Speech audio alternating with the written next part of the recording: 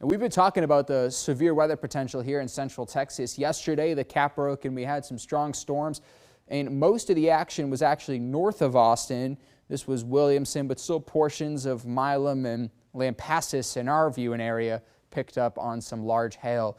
Look at the sunrise this morning. That looks like a painting. You see the vibrant colors and the clouds and some cleared skies. Temperatures right now in the upper 60s. Winds are calm. Humidity at 90%.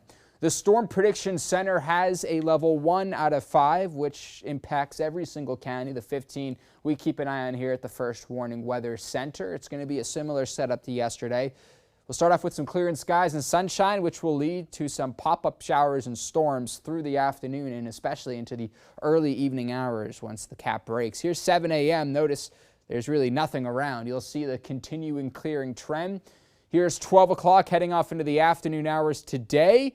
And watch what happens. It just takes one to form, and then you'll have some more cells that can develop on the outflow boundary. Here's 4:30, so that evening commute.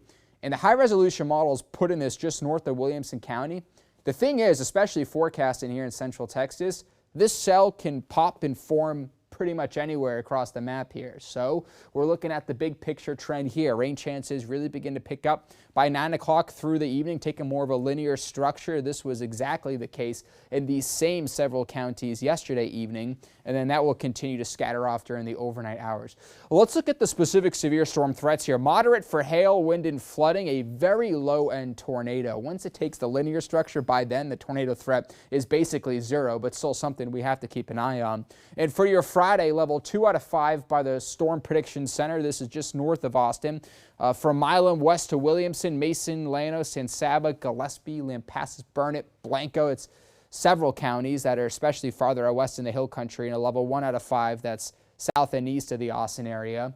Let's look at clouds and radar here for tomorrow, starting off with some cloud cover building in during the early afternoon hours. The difference with tomorrow is tomorrow we're talking about a cold front moving through. A lot more coverage. You're going to see in our 7-day the rain chances really go up for your Friday. Here's 3 p.m. I mean, look at the aerial coverage this takes up from Lampasas all the way down to Blanco, and this moves over the Austin Metro 4, 5, 6 o'clock, and this one computer model has us clearing out by around 5, 6, 7 p.m. with some leftover showers from time to time when it's all said and done. The bottom line is stay weather aware, especially tomorrow with that 70% rain chance. Once the front moves through, we dry out a bit Saturday into Sunday. We'll keep a 10% rain chance to be safe, but then Central Texas, it's May. It's the first week of May. We will see a rinse and repeat next Tuesday and Wednesday. Rain and thunderstorms back in the forecast. Eric?